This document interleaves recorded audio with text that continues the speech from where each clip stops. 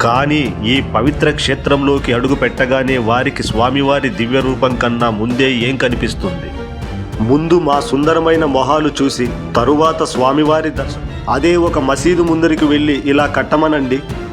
ఇక్కడ ఉన్నది సాధారణ. ఇంకొంచెం దూరంలోనే స్వామివారి పౌత్రి ఈశ్వరి మహాదేవి వారి సజీవ సమాధి. మోచేతి నీళ్లు తాగే మూర్ఖులకు కనీసమైన ఇంగిత జ్ఞానం ఉండక్కర్లేదా?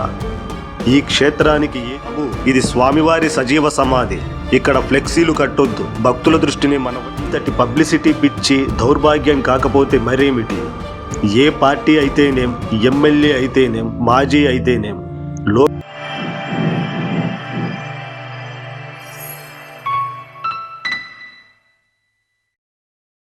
జై వీరబ్రహ్మేంద్ర స్వామి. ఈ వీడియో ప్రారంభించే ముందు ఒక చిన్న అభ్యర్థన. ఈ వీడియో నచ్చితే దయచేసి ఒక లైక్ చేయండి. ఈ లైక్ నాకు కాదు, స్వామివారి కాలజ్ఞాన ప్రచారానికి. మీ చేయి కదిలేది ఒక క్షణమే, కానీ ఆ లైక్ వల్ల స్వామివారి కాలజ్ఞానం మరింత మందికి చేరుతుంది. దాని ప్రభావం పదుల మందికి పుణ్యం అవుతుంది. జై వీరబ్రహ్మేంద్ర స్వామి. ఇది సాక్షాత్తు శ్రీ మధ్విరాట్ పోతులూరి వీరబ్రహ్మేంద్ర స్వామి వారు సజీవ సమాధి నిష్ట వహించిన పరమ పవిత్ర పుణ్యస్థలం. ఇది కందిమల్లయ్యపల్లె. భక్తులకు, యాత్రికులకు ఇది కేవలం స్థలం కాదు, ఒక దివ్యమైన అనుభూతి. స్వామివారి దర్శన భాగ్యం కోసం, ధ్యాన నిష్ట కోసం, నిశ్శబ్ద ప్రశాంతత కోసం లక్షలాది మంది వస్తుంటారు. కానీ ఈ పవిత్ర క్షేత్రంలోకి అడుగు పెట్టగానే వారికి స్వామివారి దివ్య రూపం కన్నా ముందే ఏం కనిపిస్తుంది?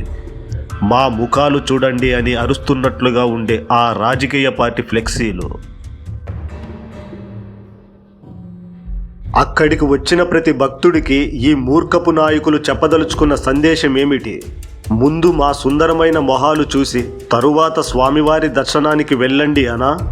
దర్శనం చేసుకున్న తరువాత మళ్ళీ మా అద్భుతమైన ఫేసులు, మా పార్టీ జెండాలు చూసి ఇంటికి వెళ్ళి కళ్ళు మూసుకుంటే మమ్మల్నే గుర్తు చేసుకోండి అనా? ఇంతటి పబ్లిసిటీ పిచ్చి దౌర్భాగ్యం కాకపోతే మరేమిటి? ఏ పార్టీ అయితేనేం, ఎమ్మెల్యే అయితేనేం, మాజీ అయితేనేం, లోకంలో నాయకులమని చెప్పుకునే ఈ మోచేతి నీళ్లు తాగే మూర్ఖులకు కనీసమైన ఇంగిత జ్ఞానం ఉండక్కర్లేదా? ఈ క్షేత్రానికి ఏది ముఖ్యం?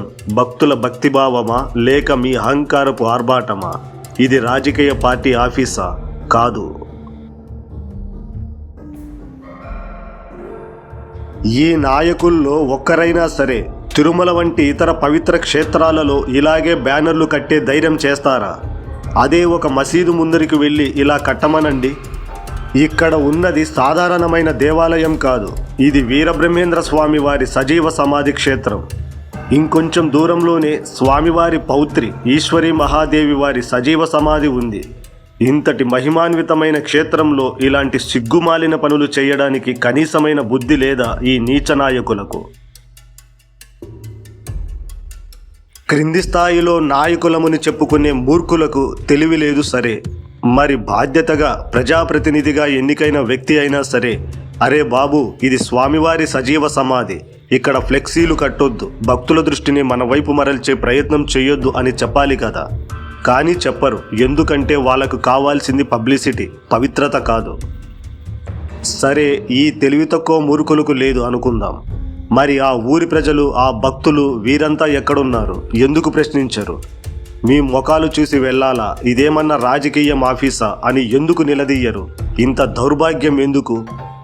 ఇదిగో, ఇప్పటికైనా వినండి. ఇక్కడ ఉన్నది సాక్షాత్తు వీరబ్రహ్మేంద్ర స్వామి వారి సజీవ సమాధి. మీ స్వార్థపు ప్రచారం కోసం ఈ పవిత్రతను భంగం చేయకండి. మీ ఫ్లెక్సీలను ఆ పుణ్యస్థలం నుంచి తీసివేసి మరొక చోట కట్టుకుంటేనే మీకు కొంచెమైనా గౌరవం మిగులుతుంది. లేదంటే చరిత్ర మిమ్మల్ని కేవలం పబ్లిసిటీ పిచ్చి పట్టిన మూర్ఖులుగానే గుర్తుంచుకుంటుంది. జాగ్రత్త.